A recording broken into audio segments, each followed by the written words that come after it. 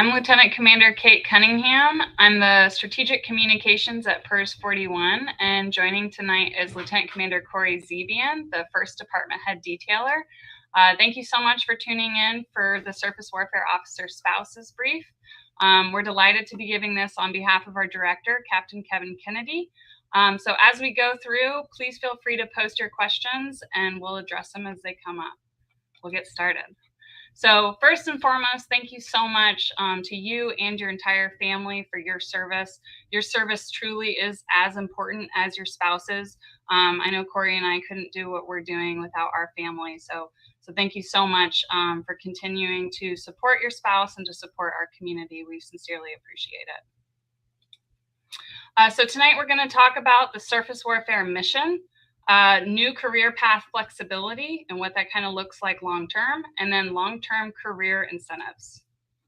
So our surface warfare mission, we're experts in everything, and that ranges from engineering to operations to combat systems to navigation, just every single aspect of kind of generally what the Navy's doing, we're involved in it. So we maintain and operate the most advanced fleet of ships in the world while simultaneously leading and training the crews that support those ships in their missions.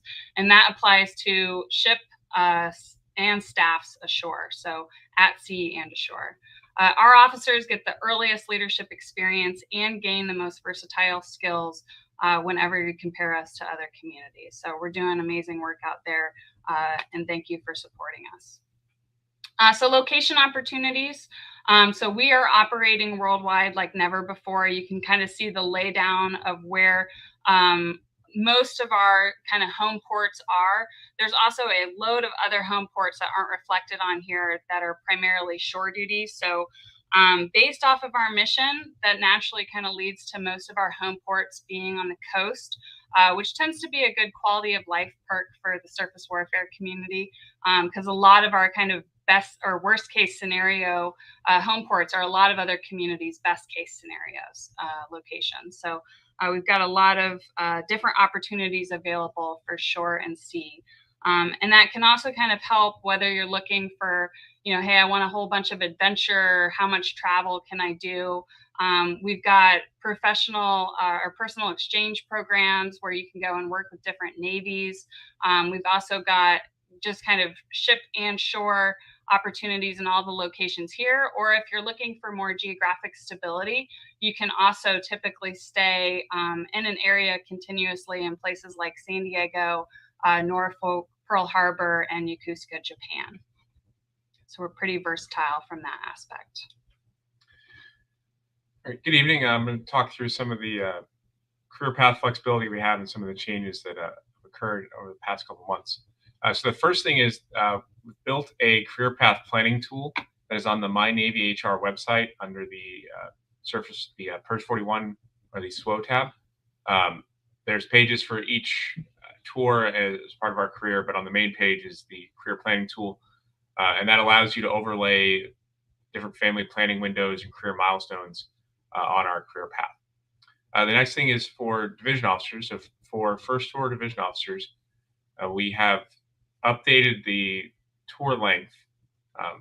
So you now have the ability to shorten your first tour to 24 months if you are qualified as a SWO at 18 months and have a minimum of 100 hours of qualified underway OED time.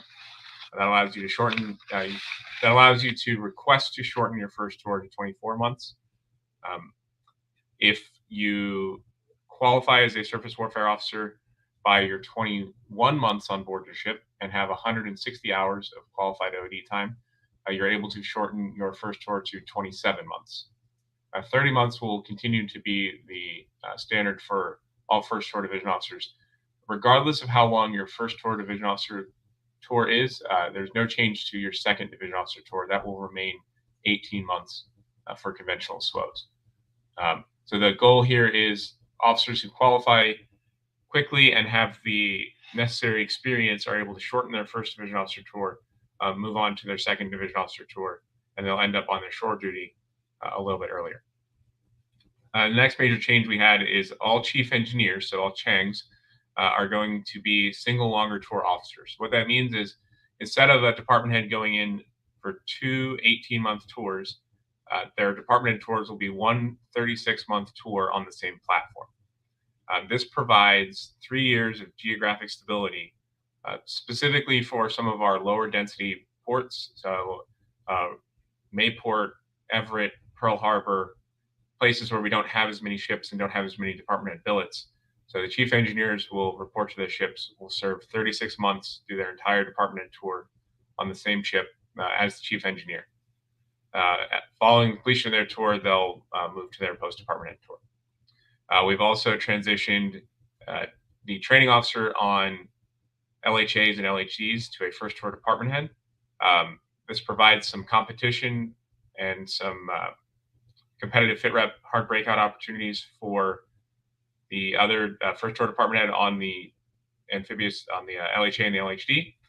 It also provides an opportunity for officers who serve as the trainer to then fleet up to another billet on that same platform, whether that's PTO or navigator. Lets them, again, continue to stay on the same ship, but they can move into a different tour for a different job for the last 18 months. And then probably one of the biggest changes we have is we're adding some flexibility about when you can start department head school. And we have some pictures that kind of overlay the timelines here, and we'll go through those in a minute. But the traditional model that we'll show here. So this is the traditional model of SWO career path. This has you attending department head school starting at 7.5 years. This will continue to be the default for officers in our community. However, we're going to have some opportunities if you want to go to department head school early, if up to 5 years, you can go to department head school immediately following your division officer tours, or you can delay department head school up to your 9th year of commissioned service and attend department head school at the convening closest to your YCS 9 anniversary. Or we can look at a department head school anywhere in between there. There's roughly 4 years there that we can move around depending on your family circumstances. All right, again, this is what our traditional career path looks like. Again, department head school at 7.5 years. This is the tried and true method. We know that you'll get through department head school and get to your first tour in time for your selection for 04. And then you'll complete your department head tours, go on to your post-department head tours for your first look for command, hopefully screen for commander command, screen for 05, and then complete your XOCO fleet up tour. So we'll take a look at, so this is a late department head school. This is an officer who is looking for increased time onshore following their division officer tours. So you'll see immediately following the second division officer tour around the 5.5 years of service, we have 2 18-month family planning windows. That can also be time to complete graduate education. It can be time to complete that tour as a warfare tactics instructor, time to look at multiple shore duty tours prior to going to department head school. In this case, you'll see the officer is going to attend department head school a little bit right around their 9 years of commissioned service. So we give you some more flexibility before department head school. There is some minor risk to your screening for lieutenant commander. However, in order to go down this path, you'll give PERS a call, and we'll talk through your timing, and we'll talk through each individual officer, the risk involved. If there's a lot of risk, we'll look at maybe you go to department head school at 8 years, 8.5 years. But we'll tailor the timeline to each individual officer based on what you're looking to achieve in those post-divo shore duty tours and your specific lineal number and where we project you'll be up for 04. So again, spending a little more time on your post-divo shore duty, their end result is going to be your post-department head shore duty is a little bit shorter, but you'll have more time on the front end, looking at roughly 3.5 to 4 years of shore duty between division officer and department head. All right, and then this is the other option. This is the early department head school start. So this is starting department head school sometime between your 5th and 6th year of commissioned service.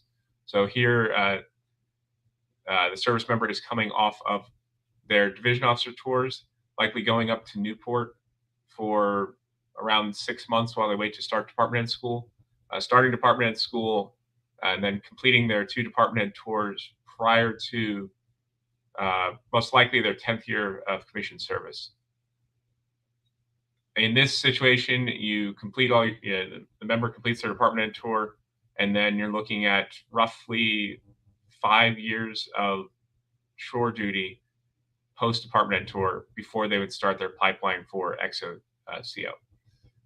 So the advantages here is post department head, you're looking at 2 to 3 different tours, but looking to keep those possibly in the same geographic area, so it provides you some stability there, provides multiple family planning windows there, if that's something that you're looking to do.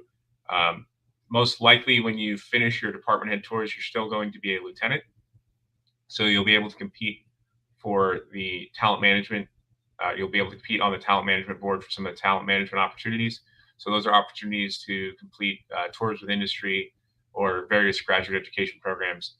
And then you still have plenty of time to complete a community job, to do a WTI tour with a production tour, multiple tours before you start your EXO-CO pipeline.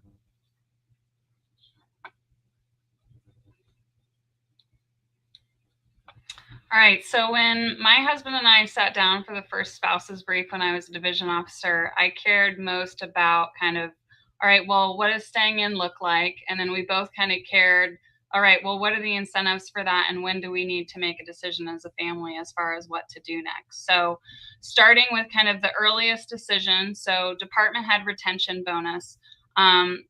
Depending on when your military spouse would screen for department head, they could screen at their 3rd year of commissioned service, their 4th, or their 5th. If they screen at that 3rd year of commissioned service and you guys decide that you want to sign by your 6th year in, you're entitled to up to $105,000. Then if you screen at YCS 4, you have up until your 7th year of commissioned service to decide if you want to sign and would be eligible to receive up to $95,000.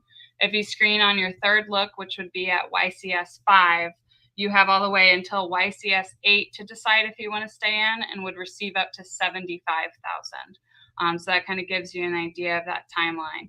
And for the 1st and 2nd look screeners, 1st look being YCS 6 is for the full amount, but you can still decide after that. So at YCS 7, if you need a little bit more time to make that decision, you would still be entitled to $105,000 or $100,000. And then at YCS 8, you'd be entitled to $75,000. And then again, for 2nd lookers, you don't need to decide by YCS 7. If you wait until YCS 8, that's fine. You would just get $75,000 instead of $95,000 with that 1 year difference. So there's a message out that kind of details all of that. That's available on our website on the division officer webpage, My Navy HR. If you want more of the specifics on that, from a timeline standpoint, that's what you're kind of looking at for department head. And then for lieutenant commander retention bonus, signing up for that is just committing to serve 4 years as a lieutenant commander. It doesn't commit you to anything beyond that, but you must apply between your YCS 11 and 12. And that is for $46,000. And then we just got new approval for a senior officer retention bonus for $48,000, and that is for folks to sign at their YCS 19 and agree to serve to YCS 23. So you can see there at the graph on the right, total SWO compensation. The blue there is your base pay, and then you can see with the bonus money there what that kind of pushes it up to. So bonus money up to $151,000 just to serve as a department head, and then 4 years as a lieutenant commander. All right, so for promotion, so pay is one way and bonuses, but then your base pay is dictated by when you actually promote to 04 lieutenant commander, 05 commander, and then 06 for captain. So promotion boards are conducted annually for each of those ranks, and eligibility is based off of each officer's lineal numbers. And we compete with all the other unrestricted line officers. So that's your SEALs, your aviators, your submariners. And then the selection percentage and the lineal number ranges is dictated by law out in DC. So we don't have any control over that. But promotions for us, each community is different, but for us, it is based off of kind of your career milestones. So Corey was talking through the tracks and when each of those milestones should notionally happen. So to make 03, successfully qualifying as a surface warfare officer is the primary driver for that. And that occurs at your 4th year of commissioned service. So typically people are qualifying surface warfare officer in their first tour. So then as soon as they make it through their first tour successfully, they're on track to make lieutenant. For lieutenant commander, you need to be on track to serve successfully as a department head. So Corey will walk through everybody's kind of risk and mitigation to that if they want to do that different range of department head class starts. But we just need to demonstrate to that board that an officer is on track to be a department head for them to get screened for 04.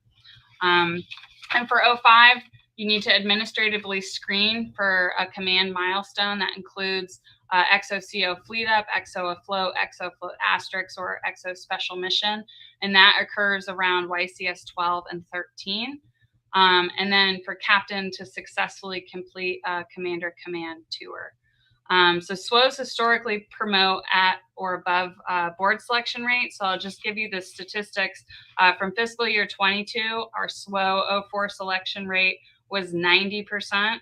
SWO 05 selection rate was 96%, and SWO 06 selection rate was 96% as well.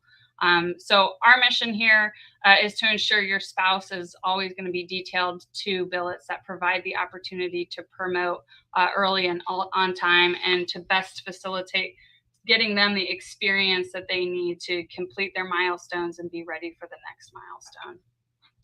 So question, if an officer hits 20 years, can they still get a prorated senior officer retention bonus?